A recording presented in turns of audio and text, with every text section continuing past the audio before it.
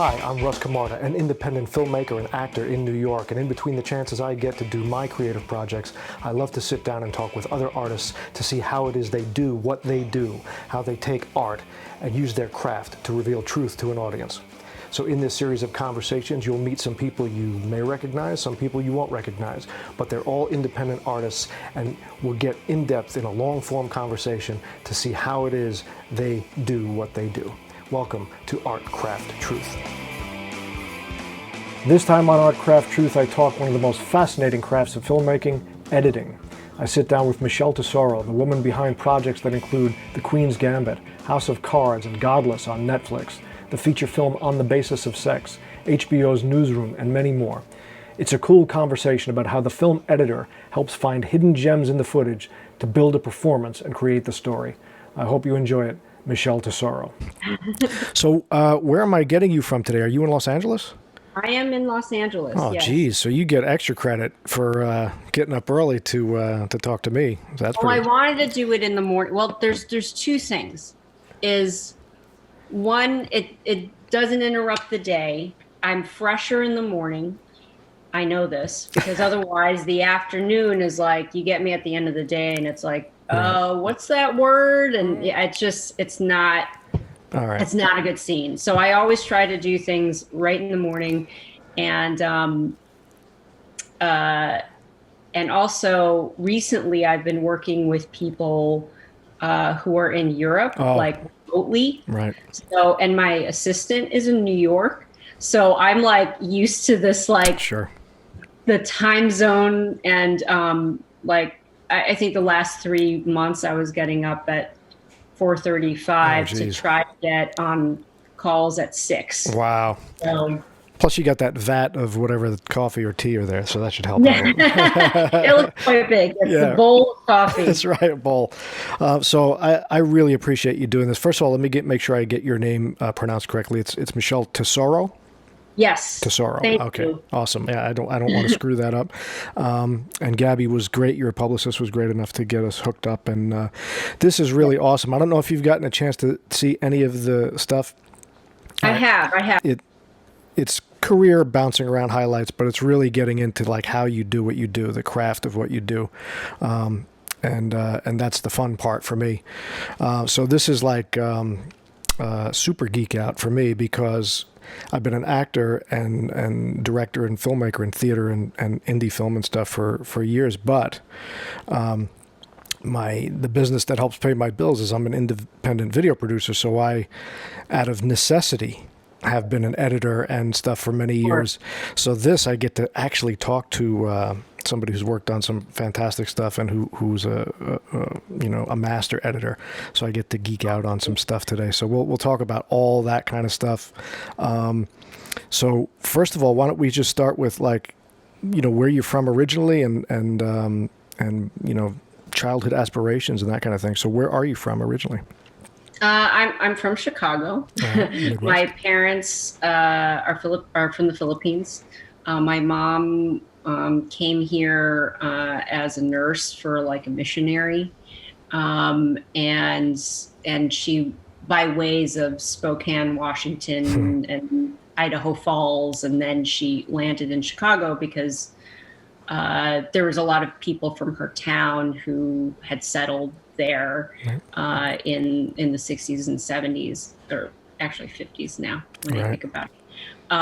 And that's where she just went. So, So I grew up there and I lived there basically through my college years. I went to University of Illinois for the first 2 years of my bachelor's degree, and then the last 2 years I went to NYU. Oh, okay. So you're familiar with New York then? You know very familiar with New York. Yeah. It feels like a second home because I only lived there for 5 years before I relocated to Los Angeles, but I kept a lot of my friends that were obviously from school, and also the one job I had in New York before I left.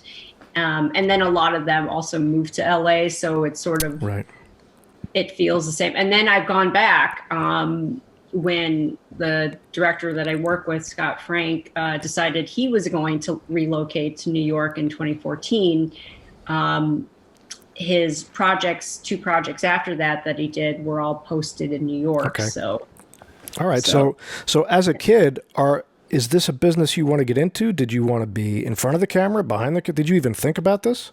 no, I spent a lot of time in front of the television. Let's just All right. say the TV was the babysitter. I remember watching when I was a kid. We had a Zenith, a color Zenith, and we had a black and white, because I guess the story is that I broke the color television because I pressed something and it broke, and so instead of getting rid of the color television, it just sat there. And actually, we eventually got it fixed, but we got a black and white TV. And I remember I was watching Sesame Street, and I could have sworn I knew that Big Bird was yellow. Like, Lord, this is how much television I watched. But no, I didn't know that. I think I got into sort of the idea of the performance entertainment stuff through my sister, who was, my mom and my sister have a very artistic streak. Okay. They like to paint on the side. My sister's way into painting. She's an engineer, so she also has like a scientific kind of mind. But in high school, she did a lot of high school theater, and I really loved that. Like, I would tag along. She's 10 years older than me, so I was just a baby when I was, or a baby, little kid, hanging out. And as a result, because my mom raised us as a single mother, and so my older siblings, I have 2 older siblings, one who's 14 years older, it's my brother, and my sister's 10 years older.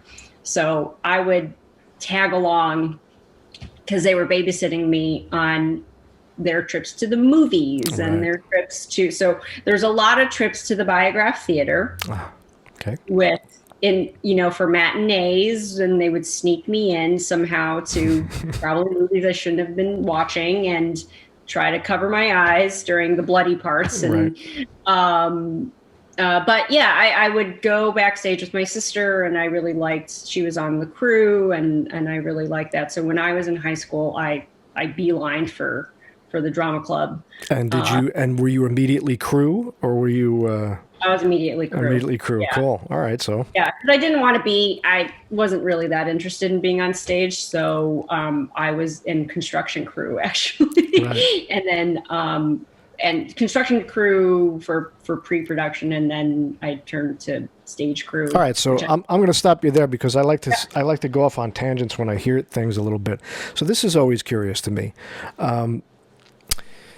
For all kinds of artistic people and crafts people, what is it that attracts you to? Because everybody can understand the attention and the people who want to get in front or on stage, but for those of us who want to get back there and pull the levers and turn the knobs, and what is that about? Do you think? Why did you gravitate to that?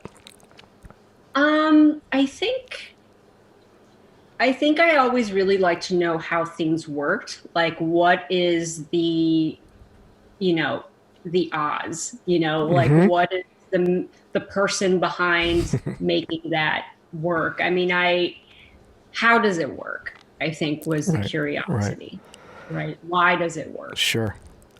So in a general sense. You probably hate magicians like I do, because you're like, I want to know what they're doing.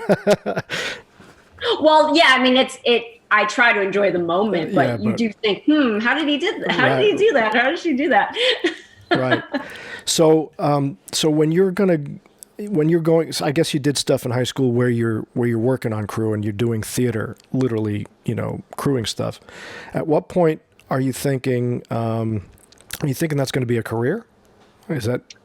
I didn't know at the time. I knew I had other interests. Like, I mean, I was always trying to make little videos. Like, I took video. I just thought that stuff was cool. I didn't know what it meant, because I was so into, watching movies. I was sort of raised on that, and I thought that there might be some sort of mix. And I remember when we had HBO cable television, like that was like a big deal to have cable Sure. television Absolutely. premium channel.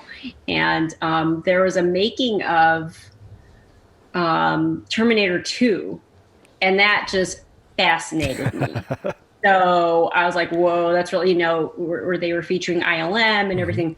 So I think I dabbled in things outside of the theater.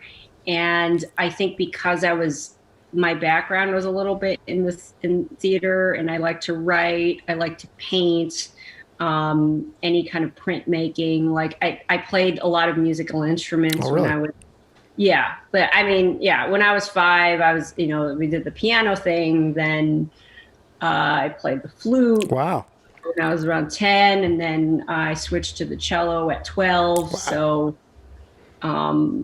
So yeah, I was always kind of in the arts. So like when you're looking at schools, like they all kind of get bunched together. But I mean, I took like a filmmaking class for high schoolers at the local college, and that was really, that sort of solidified Sure. what I want to do, because everybody in that class, first of all, I was the youngest person in the class, and everybody in that class were seniors going to film school the following fall.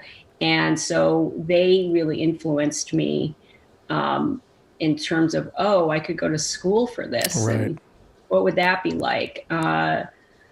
So when you said, because we all kind of did this too, if we came from this track, because everybody comes from it from different things. When you were, did you do the same things that we did, like where you had, you were editing 2 VHS, cutting little films together, and yeah, absolutely, right.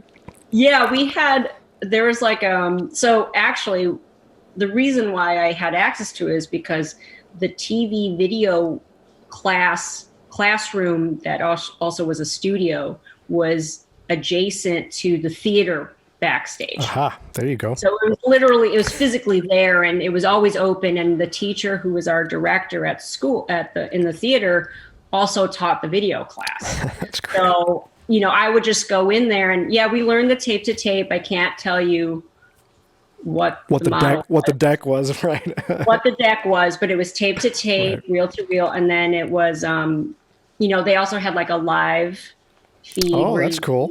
switch it, and so that was cool. And then, yeah, so I remember one of these weird videos that I made was I had taken the camera and I wrote this script about a chase, and like there was like a gunman and all that. And I got in trouble for it, actually, because part of the film went outside, and, we chased, I can't remember, but there was a chase, and I wanted the shot where it was the camera, and I had a starter pistol. Uh-oh. Don't ask me why I had a starter pistol. Yeah. But I was like, oh, can I just use this as a prop? And we used it as a prop, and the shot was like this, like camera at, and oh my God, the CPD, Chicago PD came by, and like I got totally in trouble. They brought me into the office and were asking me why, like, where did I get this? And which I couldn't tell on my theater teacher, because that's where I got it from. Right. But they're like, why are you making a movie about guns? You shouldn't be. Yeah. But anyway, I like had put that together. There was another thing where I was like intercutting running chasing footage with Army of Darkness footage, like using like VHS cameras, because I was just fooling around, Sure. like, oh, this works if I connect this out to this in. Right. So first of all, that's how you know when you're an artist, when the cops get involved. Once you've broken the first law, you're on the guerrilla track to being an artist. But so what was the thing that you think, right, like that's the early seeds of it? We're going to get into as you learn the craft, but what is it about the assembly of the story that you think there was like the turn on for you? Was it just seeing it come in, all these pieces come together? Like you saw Cameron's behind the scenes thing, like what was a part of it? I mean, that was a part of it too, but even before I saw that, I was like making mixtapes, and I was making, remember those like tape. That's and, right.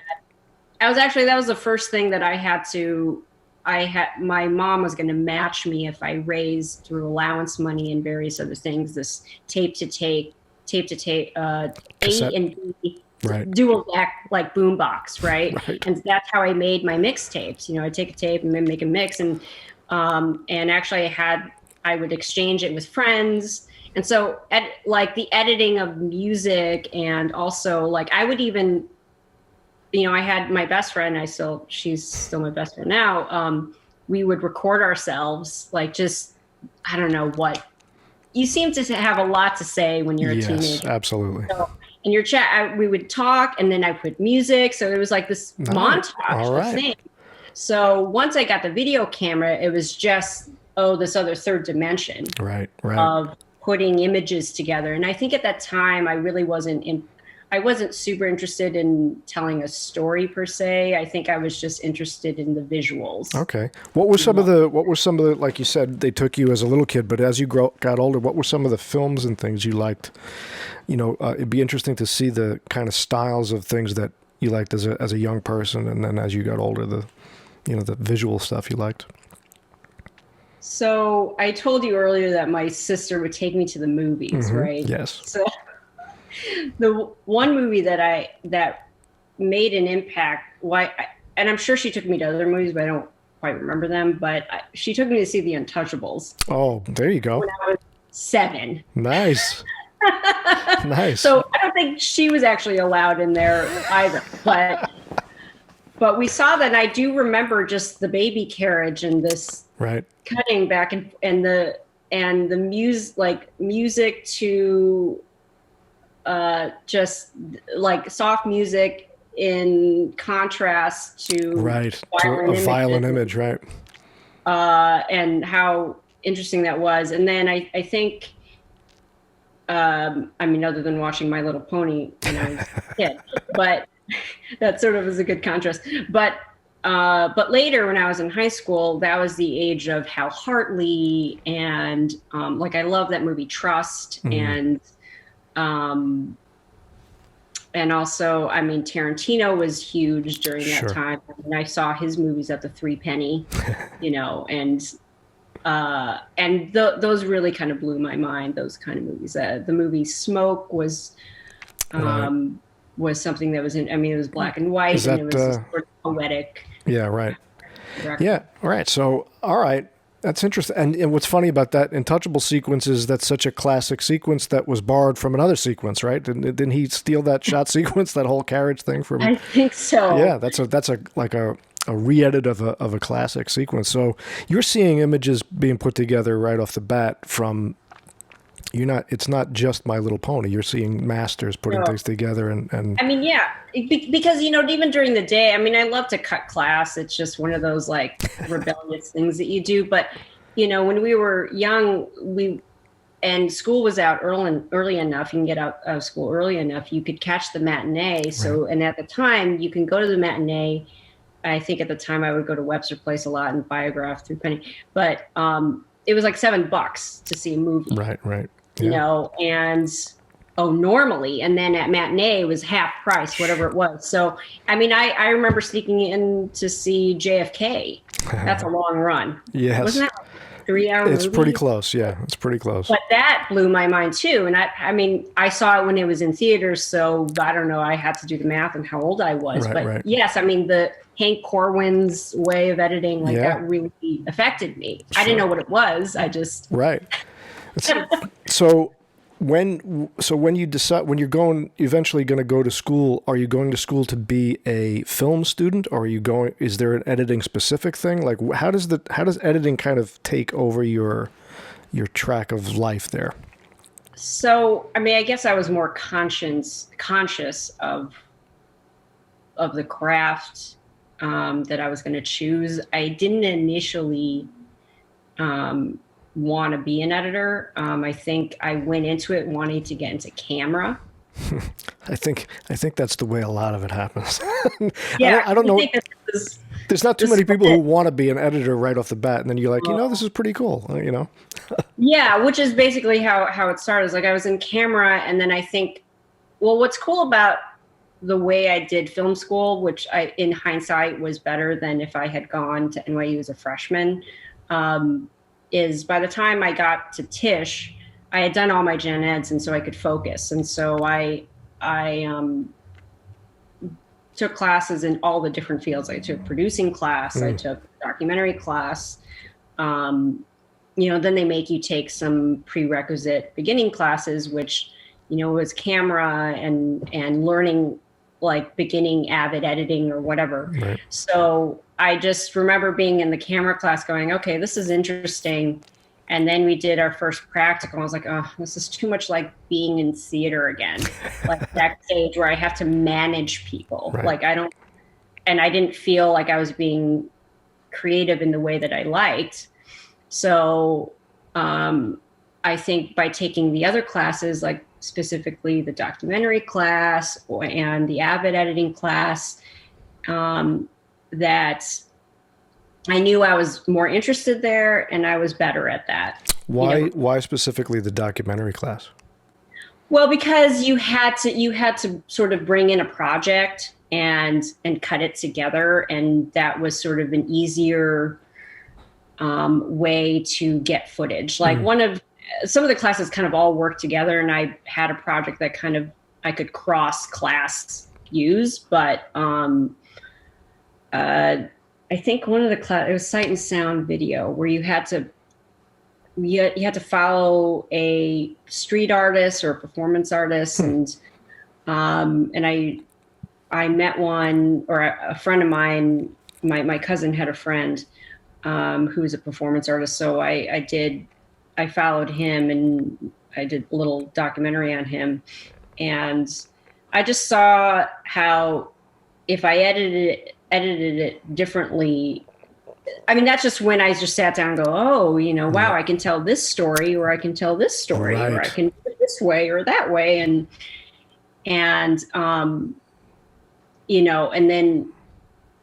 then of course I helped other people when they would shoot their films. Right.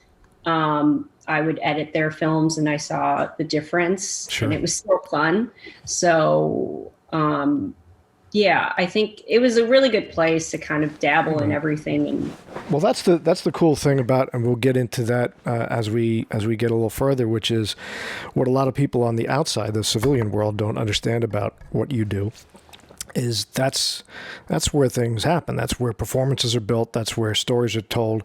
And like you said, with a documentary, because there's so much sort of organic, raw footage, you can kind of take the narrative any way you want, where a narrative film might have a little more, has a script and has a little more structure, but still the same thing applies, where the story goes where you decide to take it, the pace and how you cut it. So it's really fascinating that documentary was the kind of the entry point there. Now you're a little younger than me, but you're still on the straddle line of the analog digital world. When you started to learn editing, were they doing Moviola and all that stuff, or did you have to learn that kind of film splicing? I did. It's really unfortunate because I hear now that they got rid of all their Steenbeck beds and stuff. Really? I wish they would not have, just because there's no other place. Right. That you can really do that. Yeah. And it's sort of like the basis of all film language comes from, like, when they say frames and when they say it, just to understand where that all comes from. But the first couple of classes, it was all 16 millimeter. You had to get it developed. And I mean, I shot, I cut with work print and everything. I wasn't on a Moviola. I was on a Steenbeck. Did you like that? Did you like the manual kind of? Yeah, I loved it. It was just so neat to just be cutting these little things, and you see the thing, and if you wanted to have an effect, like how you would have to try to physically create the effect. Right. A cross dissolve, or something, was physical. Like a dissolve, or if you wanted to fade to black, I need the piece of black, or if you I think one time, fun with wax pencils where you're coloring things in and trying to be creative that way. I mean, and I did a lot of in-camera stuff too, like where I was like, okay, I know that I want to shoot this. How do I go back and shoot over it so I can create a split screen? Right. It was just a lot of fun because sometimes, having the limitation creates more opportunities for creativity. Sure, and I've had this discussion with other with filmmakers and photographers and actors and other folks on this podcast where there's like my taste is I like to be aware of the lens. I like to be aware of the flaws. A lot of people like cleaner images and things, but I like anamorphic flares and distortions and vignettes and things like that, light leaks. And to start learning to edit that way must have been fun to be able to, because there's all kinds of stuff involved, especially 16 millimeter and the grain and the texture of it, and super dirty. super dirty. Yeah, super dirty. Super dirty. So when does so you start with the Avid, I guess, right? Is that the first nonlinear kind of thing they put you on? Yes. And what was that like for you? I mean, I'm sure it was sort of intuitive. You were already kind of the generation that the computer stuff was already happening.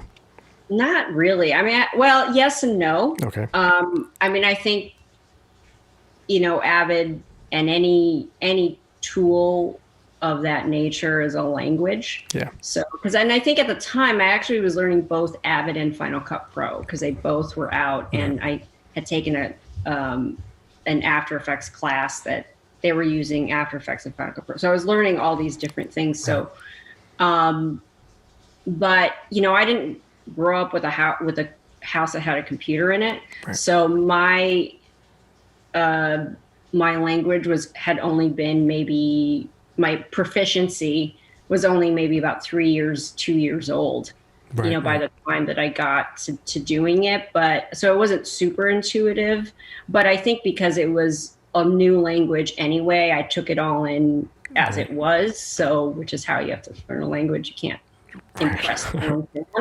But after you get to know it, it's good. And I think I remember we had a lot of good support, like tech support that would help you learn how to navigate troubleshooting issues. There's a lot of issues back then. I remember because I was OS 9. Right. If anyone remembers that. Right. OS 9, and they hadn't moved to OS 10 yet. It was just OS 9. And so, and I think at NYU at the time, they only had 3 media composers. Everything else was like Avid Express, which was their like a prosumer version. Yeah. Right. So that was a little bit different, but I think and you had to you got a real crash course at that time because it was ingesting all different kinds of media and choking on it and and trying to understand different different tapes, different tape stocks, different codecs. It was all nuts. Yeah, it was because it was mini DV, beta. Right. I'm like dating myself now. Beta cam, digi beta. If you were really if you had money. Baller. Right. And actually, the job that I got out of college, we dealt with a lot of archival. So that's when I learned a little bit more about the different variations of it, like from 35 to 16, Super 16 to like 1 inch, 1 inch. What was this thing it starts with a D? There's all these different kinds of things. You're like, oh wow, that lived on that, So let's get you out of college. What was when you're getting ready to get out into the world?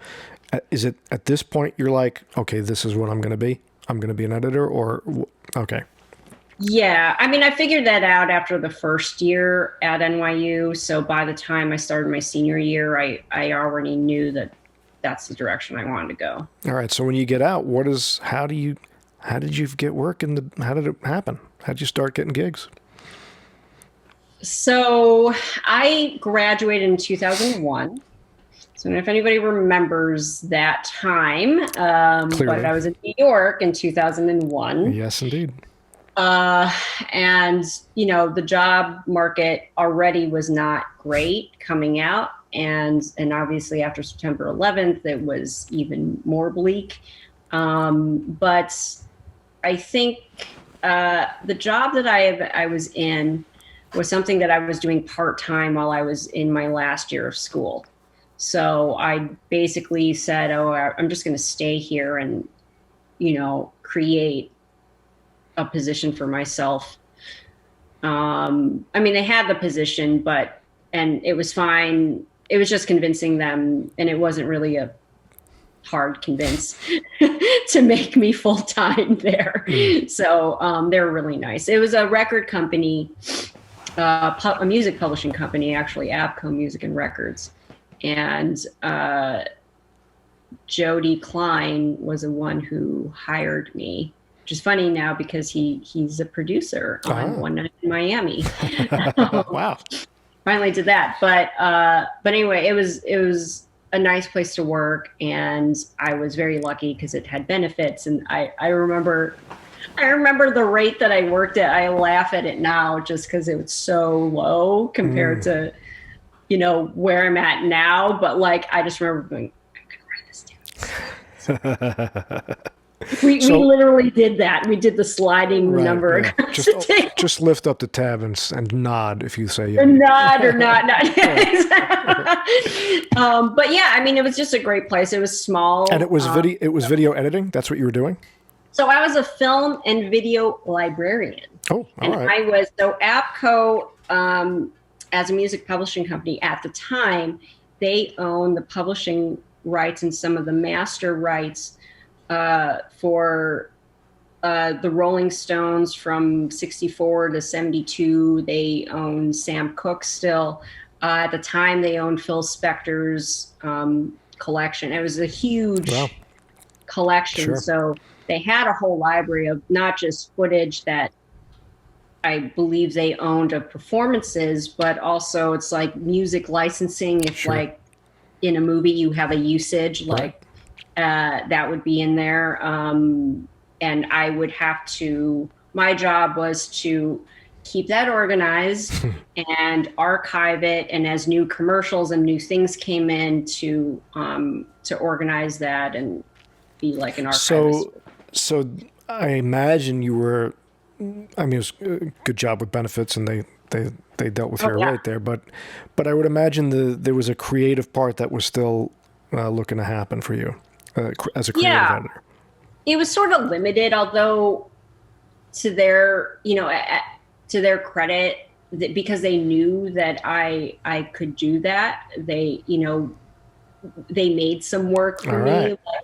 Every time, because they do this thing like every 30 years, 30 years of, between the buttons, I'm going to reissue it, stuff like that. And then they would make a little promo for it that would go internally around the distributors.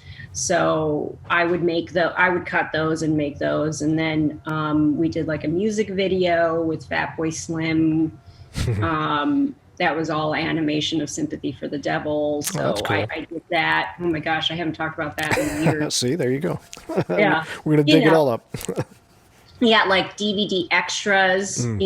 Rock and Roll Circus was really cool because there was all this performance footage of Taj Mahal that didn't get cut. So I got to cut that, and that was cool. Wow. And again, you're dealing with all kinds of mixed archival media.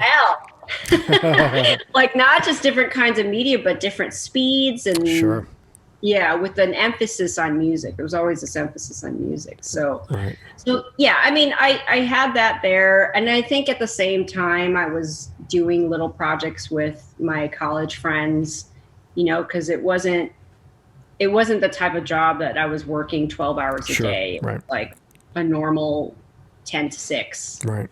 Now, at what point do you become, do you ever kind of get your own kind of shingle on the side where you're hanging out this is my, I'll at an hourly rate, I'm this editor, and you're kind of doing freelance things, or did you always kind of hook into a bigger establishment type gig? When does it become where you're getting editing jobs where it's a well, I moved. I moved Ah, to LA. there you I go. moved to LA and I went back down as an assistant, and all the I had kept in touch with all the people at school, and I had um, met with some alum that were ACE members, that's the American Cinema Editors, and they who were working in the business, they were editors, and they had advised me. Well, one, I was going to move to Los Angeles regardless. I think I was tired of New York, and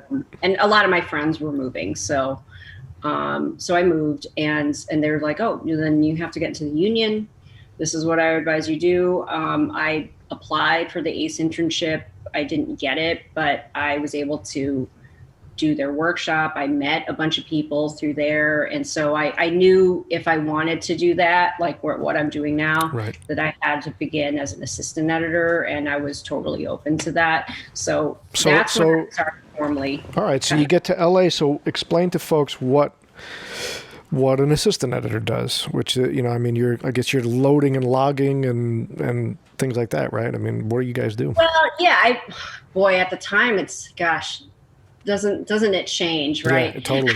Yeah, I'm sure it's totally different now, but I mean, It's totally different now because before we would get the dailies. They were on DV cam. You would digitize them. right, right. You don't do that anymore. But basically, you organize the footage, the daily footage. You run the technical part of the room for the editor. You're there to help. I mean, so I started in television, and I don't know. In features, maybe it's similar. You do sound effects. You cut music if they want you to. You're at service to your editor Right. and the post producer when they need you. So that's basically your job. Right. And from those times as an assistant editor, that's when you eventually got into the union through that. Well, you have to be in the union in order to do any union job, Okay. even if it's just an editing job. So I got into the union because they accepted the years that I worked as an editor, although I changed it to being an assistant editor because that's the classification I want to get into. The years that I worked at APCO. Okay. So I was on the roster already, and then it was just a matter of waiting for an opening, an opportunity. Right. And at that point, when you're working, you said you started in television. Is it like network episodic television, or is it? It was a pilot. Yeah. I mean, pilot. the first episode I had met someone at the ACE internship workshop who was going to be an assistant editor on a pilot. And he had told me, "Oh, they're looking for a PA. Do you want to apply?" I was like, "Yeah, of course." So I applied. I think I got the coordinator job, which is the position above that. And yeah, I networked that way because in that position you speak to the post supervisor, post producer. You're talking to the post exec at the studio. Right. I hate being on the phone, but in that case, that kind of helped me. Sure. And you're interacting with the assistant editor, the editor somewhat, and the producers. So it's a great little position to see.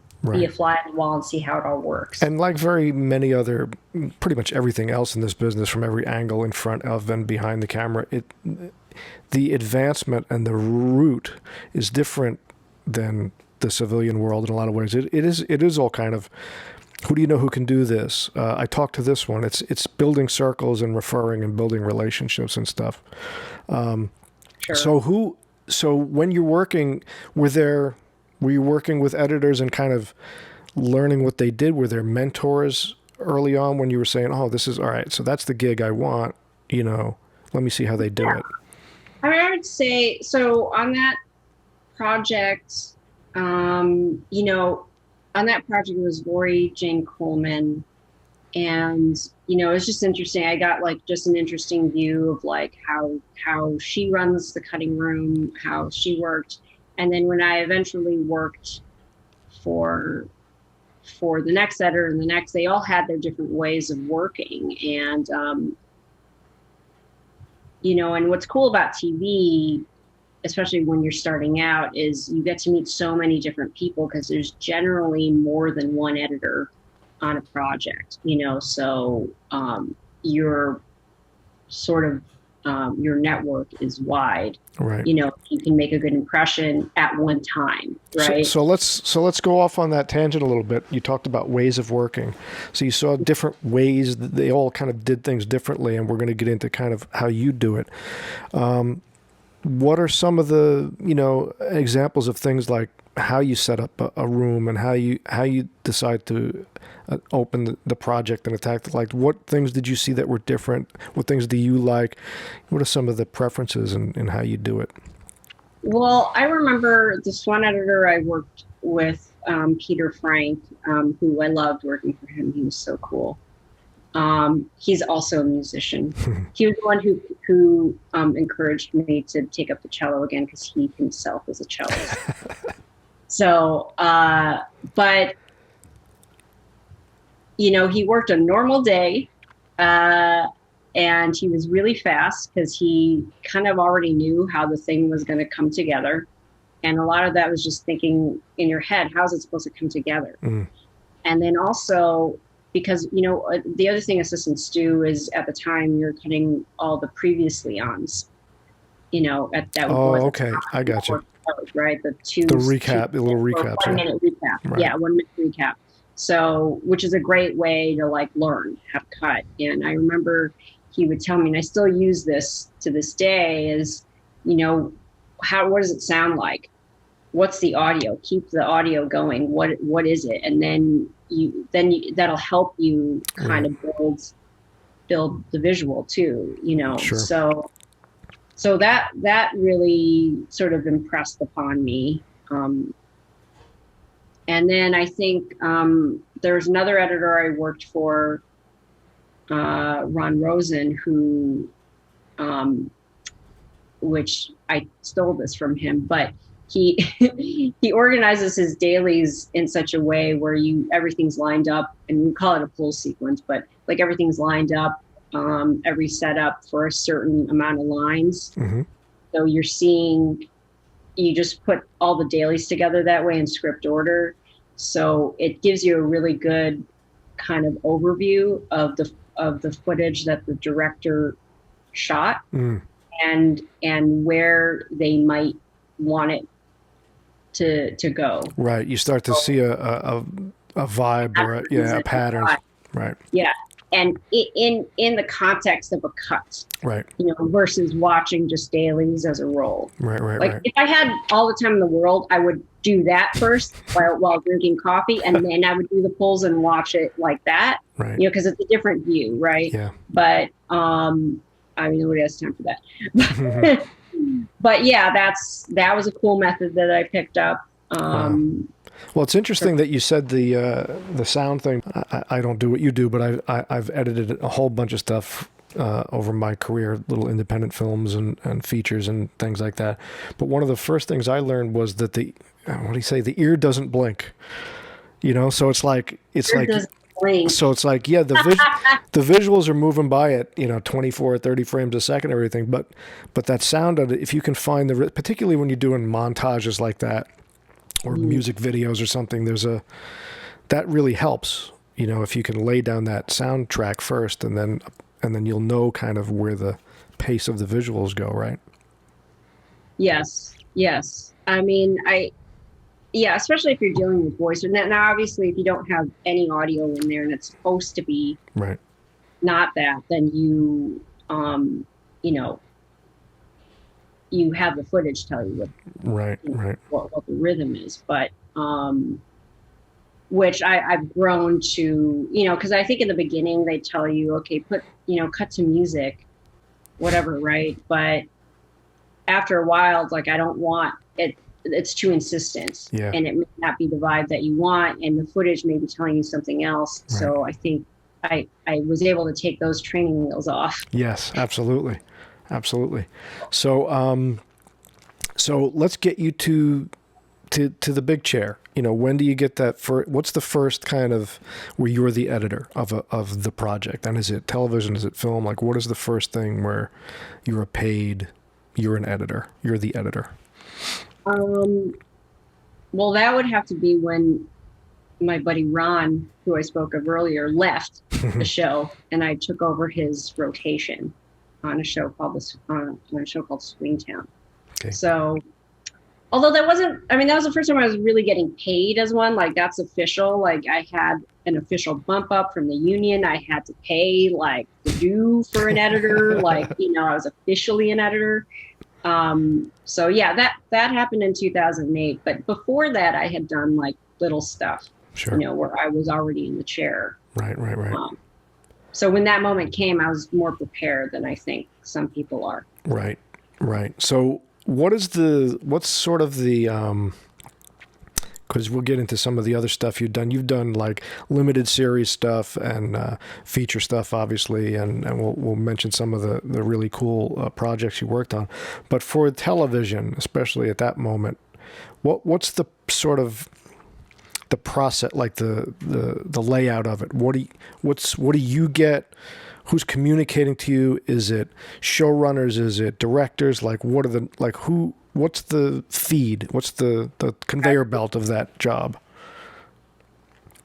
Well, I think it depends on the project. So TV is a little different than feature films, which is a little different than documentary, which I cannot speak on, right? Okay. Can't speak on documentary, but I know for television, especially if it's episodic.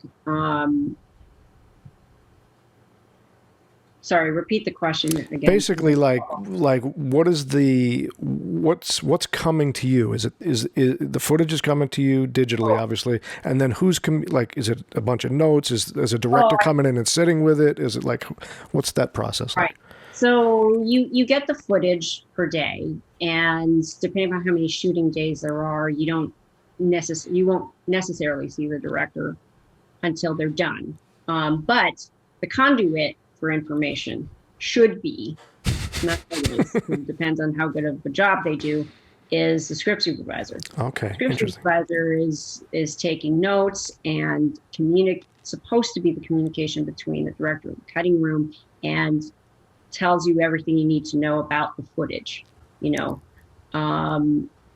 line script tells you what's covered. I really look at those things as just my first guide of what's there, in tandem with looking at the footage. So usually, hopefully, you've had conversations prior to shooting. You're having conversations on the phone as, at the end of their day, their thoughts about how things went and whatever. And that can inform you, other than when you're reading the script and you're seeing the footage, how to put that first assembly together. Right. And are they giving you sort of, because you're trusted in your job to sort of find the story in there and the beats and the story of it, but are they kind of also saying, hey, there's something that I'm looking for here in this is the story I'm trying to tell? That's the communication. And if they feel so inclined to communicate that. I mean, I had one director who every day he would write like a little bit of a journal entry of how he felt and what was important in terms of what he shot that day, and that would come in with the script notes. So that was very helpful. Sure. You can say what you might want before it all happens, and then it happens, and then something might be different. Right. I mean, usually people will call if they have time, but yeah, I'm entrusted by them to create that vision. Right. They can give me as many notes as they'd like. Right. But I think a lot of people would like you to bring your idea, even if it might be different. That's good. Do you find that things often you'll discover something that wasn't in those notes, wasn't in those conversations, where you're like, here's something that you personally bring to it, that you're like, oh, I see something here in this performance or this that they didn't see? I mean, maybe, yeah. If they haven't usually that happens when, you haven't had any communication over it. And, you're looking at going, oh, I remember there's one scene in the Paris match in the Queens Gambit where I think Scott was seeing my assembly, and, I had it in at the time, this is pre-lockdown. I had everything on a big projector. It was like 12-foot screen, right?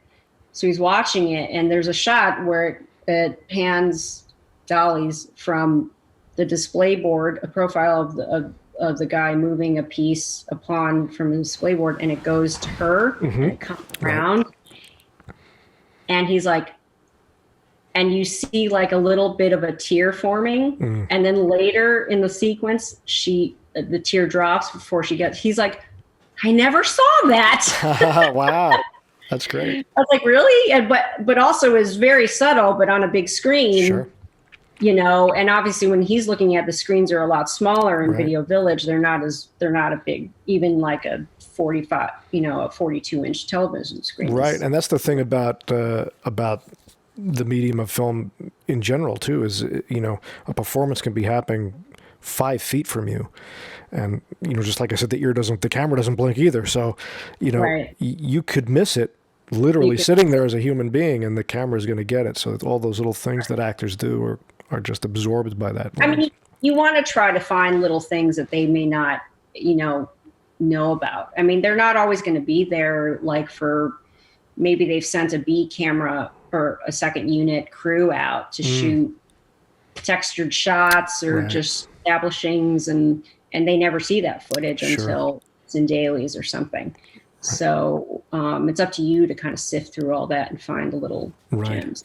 What was your what's the first big feature that you got? It wasn't the Ruth Bader Ginsburg one, right? What's the first like feature film where it's intense for months at a time and you've got a huge project? I mean, I thought that has been the bigger one. I mean, they've all kind of been small, the movies that I've done, so of the same size. Right. They've all been different in terms of their difficulty. Yeah. Probably the first one I did, which was Revenge of the Green Dragons, was probably the most difficult. Why is that? Yeah. I mean, the footage was, it was a lot of action. The script got written, then rewritten during shooting, which is always an issue once you come out of it, because then you have to figure out, well, how does this go together? I think that was the biggest problem with that one. And plus, it was my first movie. So it was always really hard because I was just still forming my methodology and the way I do things, and knowing what to worry about, what not to worry about, how to, just general, how to manage your room. I mean, I didn't know any of that stuff. Like, I was just learning it. I was basically learning it. So that was very stressful. Right. And then the second movie was a little bit better. That was Shock Collar. I think I had a handle on at least my cutting abilities at that time. I still, however, was learning how to be a department head. And then I think once I did Godless, that pushed me into being like a department head. Great show, by the way. Oh, thank you. That was I love that. That was the what's his name, Jeff Daniels, and Jeff Daniels. In the West with the women in the tent. It was great. It was a cool show, very cool show. So, but that really taught me how to manage, a team and manage myself. And I was already very confident in my cutting at that point. And then, so when I did On the Basis of Sex, it was like, especially after cutting 9 hours of Godless or whatever it was. Right, it was long. It was just a lot easier for me, So how, just off on a side road here, because we talked about networking before, how are the jobs coming to you? Like, are you developing at this point sort of this reputation when you're doing these things where they're like, because, when you're looking for a cinematographer, there's a style or there's a relationship they have with directors. Are you do editors have that same thing where it's like, I got to work with her, or is it just, okay. So how is that? I mean, I think that, it's the reverse. They're looking for, you either have a relationship existing already, and that's how you're getting your jobs, because you've worked with someone before and they know you, they think you're the right person for the project, or at least the relationship itself is strong enough.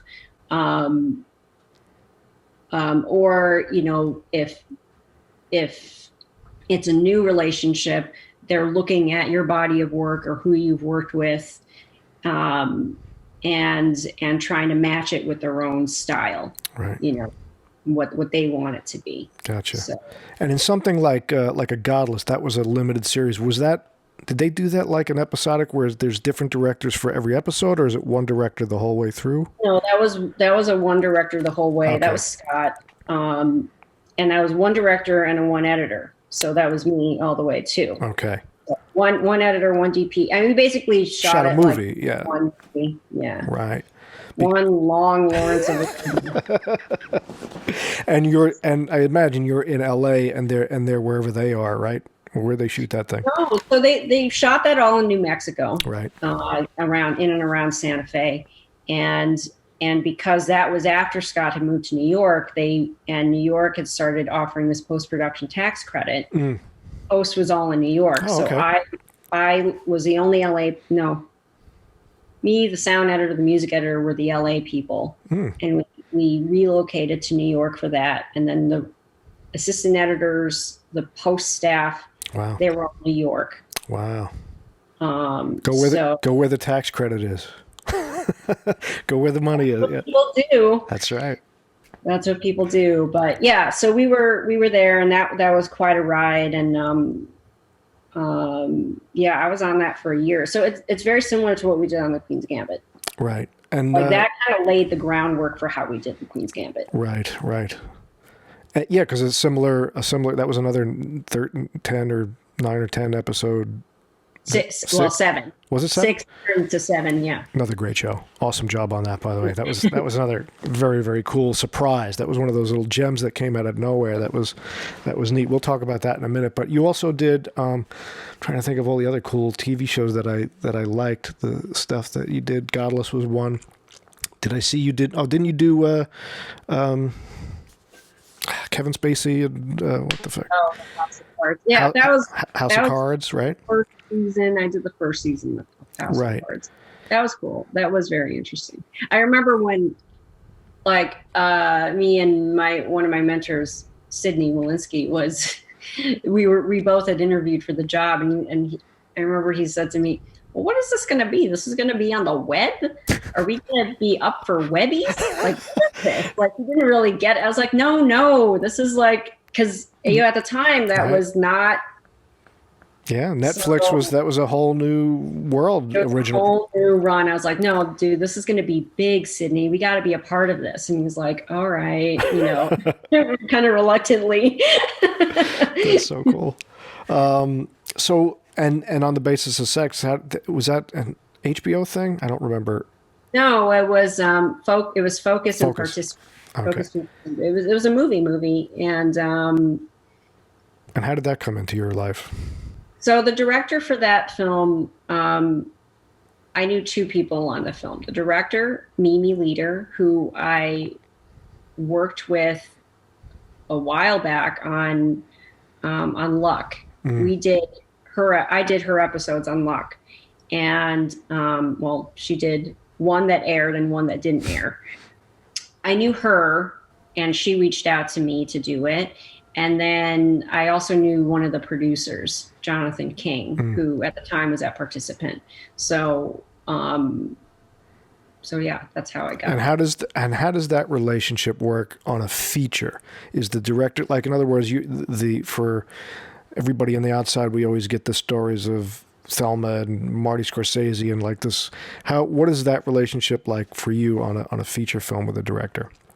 I mean, it's very similar. I mean, I would say like Scott and I have a very strong relationship. I mean, Mimi and I were trying to reunite at that point. on a movie, so she was familiar with me, but we hadn't worked together in like a handful of years.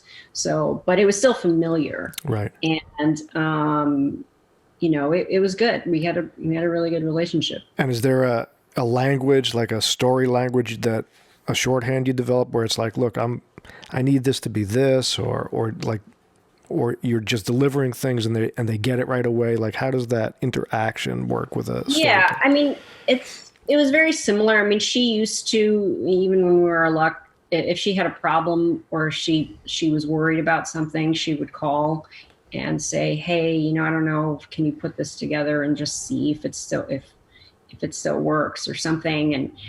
And I mean, we're very open. It's very open communication. Right. And she, I typically like to send, if the directors are open to it, I like to send them footage cut as they're shooting, so they can see how they're coming together. Am I going in the right direction? Plus it alleviates some stress on my part. Right. It alleviates their stress of knowing, okay, I've seen now cut footage. Right. So you said you like to do it. Is that unusual? Is that not a usual? Not a lot of people do. It just depends on the relationship and what the director wants. Sometimes the directors don't want to see anything until they're done. They want to focus, or it doesn't help them, or they'd rather see everything all together. Okay. It depends on their methods. Right. Interesting. So let's talk about, you mentioned it a couple of times, the Queens Gambit thing. Did you know right away that was going to be kind of a, the project that it turned out to be, or no? What? How did that come into your lap? No, I mean, do you think a show about chess is going to be like really interesting? That's why I'm asking. I'm wondering if anybody saw this thing coming. No, they did not. Yeah, they did. No, I mean, I think after you read the book, which Scott, was already familiar with the material of the book is makes it feel like it can be cinematic. You're imagining being in her head. You're kind of navigating the language of the chess and the chess world, and you're like, oh, I can understand it, and because the thread of it is the drama, right? And so it's not necessarily that the Roy Lopez or any of the different moves, but by way of context, you kind of understand why something's important to somebody or something. So, nobody thought that was going to be anything.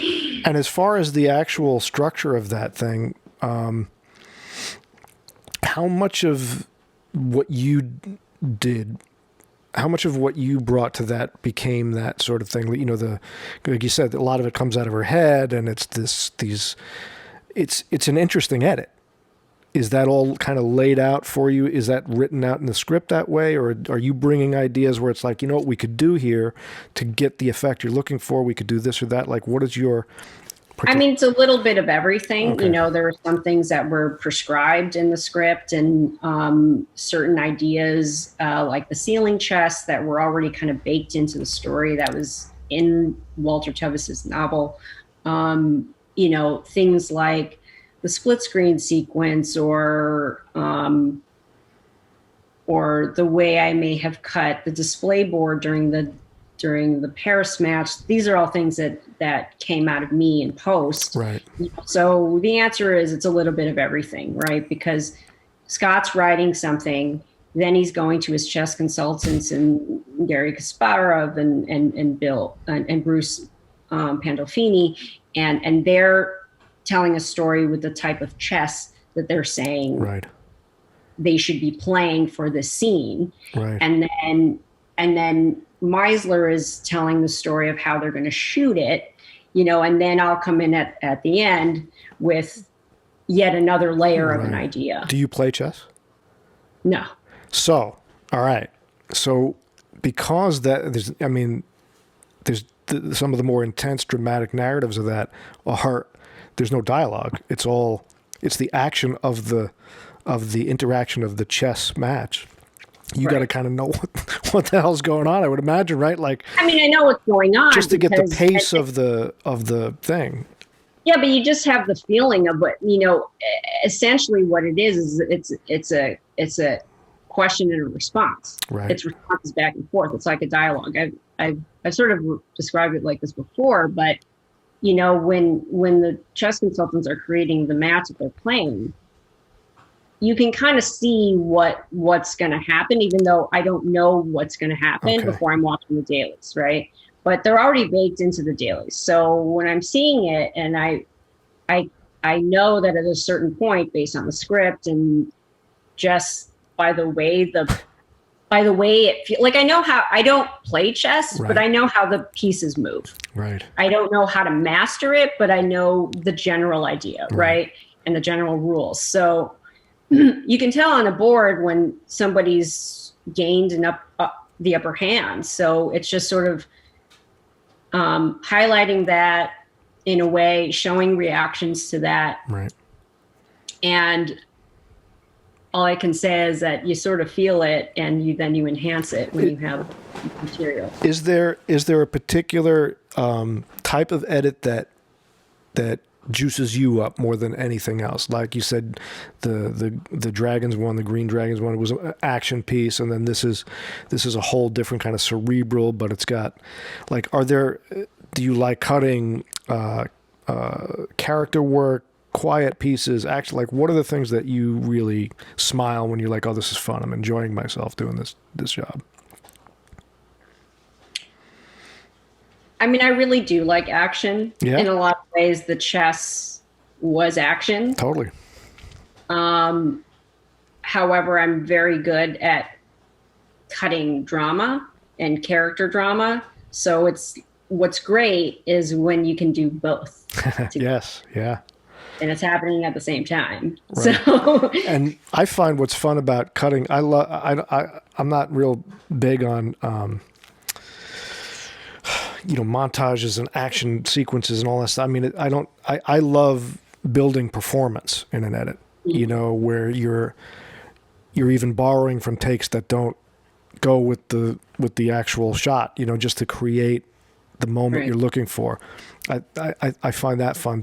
You've gotten to do that with some fantastic performances, fantastic actors. Is it fun to kind of go through the bins of takes and say, we need Jeff Daniels' mouth to curl here a little bit more, cut right off of that blink, because if you hang on it too long, it's this, I mean, that's what people don't understand is you're creating that performance. You're making it, you're elevating it to what it needs, even if it wasn't shot that way. Talk about that a little bit, about the building of a character and a building of a performance.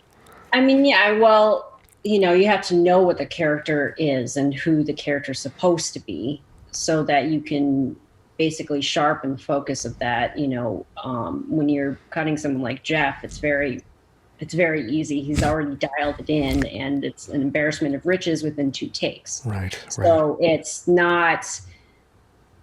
a lot funner because it's not so labor intensive, but because you don't have to pull a performance out of anybody, but it is fun to sort of play with the footage and what, where else you can use it. Anya is no different. She has a very expressive face, and that really helped us a lot, especially when it came to imagining or, kind of getting inside her head, or sort of feeling, right. Having a feeling be translated,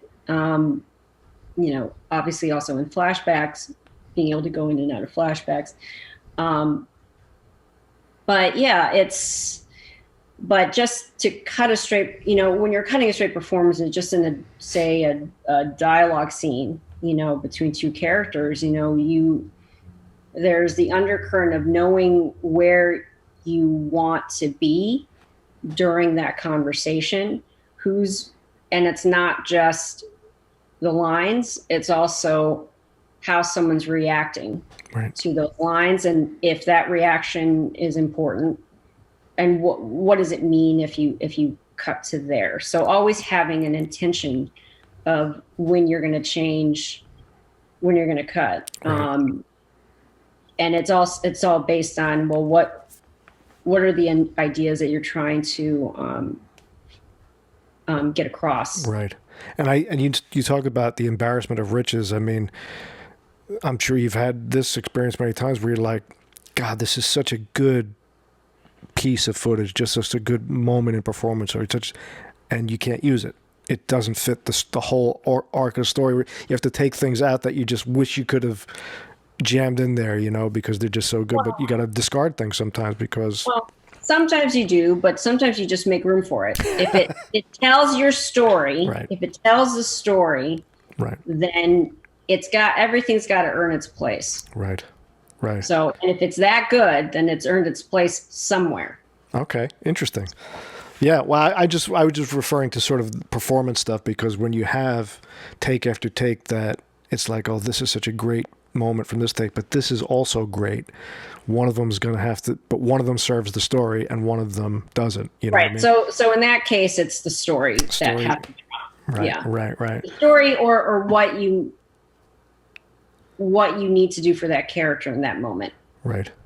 Do you like, because I'm sure you learned all this stuff about the history of editing, and it was the way it began and all, it was just kind of a stitchy, master, A long time ago. medium, Yeah. close up, and then, the French and the Europeans came along and changed everything. Yeah, So do you like being able to, like, do you edit? Do you find yourself, again, I guess it depends on the story, but do you like to experiment with kind of nonlinear stuff, like when you were a kid watching Tarantino and things like that? Yes. Yeah, for sure. I mean, I think I do like to experiment with that. I mean, it depends on whether the script, especially if you're working in narrative, if it allows for that. Sometimes it's just way too confusing, but if you need to do that and the footage allows you to do it, it is fun to do that. Right. If it elevates the movie. Right. And the last couple of things, just what's one of the things in all these great stuff that you've worked on that surprised you in an edit, where you put something together and it not surprised you, delighted you, where you're like, I nailed it, I got that, the way that flowed, is there a particular one where you can think, I love that scene, I love the way that assembled? I think as of late, I think, I always think about what I'm thinking about now is the Paris sequence, when she's actually playing the tournament with Borgov in episode 6 in Queens Gambit. And I think the reason why I like that sequence in the Queens Gambit is that we're not so much on the board watching her make moves on the board. It's all internal. And so I was worried about how I was going to show that she's in trouble. So I'm glad that it worked. I don't know how it works, but I'm glad it works. Even you can look at your own work and be like, what did I do? What the hell? What did I do? Why does that work? Right. And just for the geek in me, the technical stuff, how does it come in at that, and on something like that, like a feature, what is the media you're getting in, and what are you sending it out to? Like, what are you, like technically? Yeah, technically. What are they bringing you? Are they giving you DAT kind of giant? It's data. I mean, it's all media files. The dailies, they come in. I mean, nowadays they're shooting at such high quality. If you're lucky, on the Queen's Gambit, I think they shot on 8K, which was awesome because, the image is great, but I was able to blow up things and resize and do things because I knew I had the resolution. Right. You were going to be okay. I mean, the footage comes in like that, and then I think we were cutting at DNX 115 in the Avid. And then when we finished, I don't know those specs. That's all right. And you're not doing any kind of color correction or anything. That eventually goes out to the next artist who deals with that. Yes. You don't have to And deal with all he's that. an artist. Yes, Yes. our Bodner is Steve Bodner, who colored or who times the Queen's Gambit. I mean, that's their thing. Sure. Yeah. You don't have to. That's good that you don't have to do that kind of No, stuff. it actually drives me crazy because I don't know what I'm looking at and I get really confused. And then I think I got it right, and then I play it. I'm like, why does that person look like an alien? You know? Right. Yeah. No. I'm like, oh, I should stay away from this. On the micro level, where I'm, trying to do all this shit myself, it's a mess sometimes. So yeah, I appreciate the artistry of everybody's I craft. do too. All right. So what's coming up? Anything fun on the horizon? I mean, this pandemic is kind of nuts, but do you still get to work a little bit, or what? It's really kind of screwed up. Yeah, I'm doing a little recutting, which is fun just to see. It's from a problem-solving standpoint. It's a challenge. It's nice to have I'm very kind of non-committal. I think that has to do with the fact that I'm also exhausted. From just the aftermath of the year. Sure. And also just the show, because it was kind of a big thing to manage. But I don't know. I'm just trying to look for. I'm still feeling out what the next thing might be. But so far, I'm just sort of dabbling here and dabbling there and trying to create relationships. You're in the same boat as a lot of the rest of us, just dabbling here and dabbling there. All right, so the last little thing, and I'll let you go, is from the art, the art and craft aspect of it, the spirit of it, and the actual craft of it. For someone who is an aspiring editor, or who is beginning to work on narrative, documentary media, where they're actually getting in there and knocking it out, what's the advice? What's the things they should keep in mind as they're doing that craft? What are the advice you have for the editor? I would say make your tool an extension of your brain as fast as you can. You don't want to have to think about how you're using the tool in order to create, because the distance between here and here should be as fast as your brain, right? So the only way you do that is if you really can master your tool in a way that it's second nature and you're not thinking about it. And the second thing I would say is, look at other mediums, look at art, look at, listen to different music, listen to, watch different kinds of movies, and maybe don't watch stuff. Maybe go to a video installation when they're open. That's the biggest thing I miss, actually, is not being able to go to a museum. But, just seeing something completely different from the medium that you are used to working in. And if you can practice in a different medium, that also helps your brain just to think about things in a different way, so that when you come back to what you're familiar with, you have this other thing that has affected you that can affect your way of doing things. So are you still playing the cello then?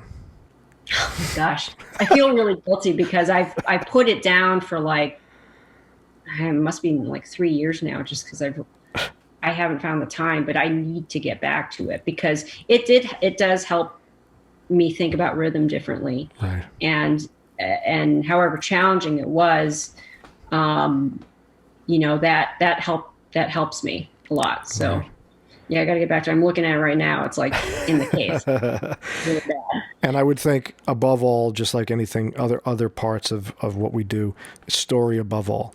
So, the technique and the flash and the things you want to try are fun, but if it doesn't serve the story, it's... Yeah, don't stop reading books. Right. You can create the movie in your mind. Right. That's awesome. I love that button. Where to finish it. Create the movie in your mind. Michelle, thank you so much for giving me all this time. I bow to your craft. I do it. I do it when I have to, and I do it to pay the bills on other little commercial projects and stuff. But at your level, it's a master craft, and I certainly appreciate everything and all the time you gave me. Thanks so much. Oh, great. Thank you. It was great to meet you and talk to you. Awesome.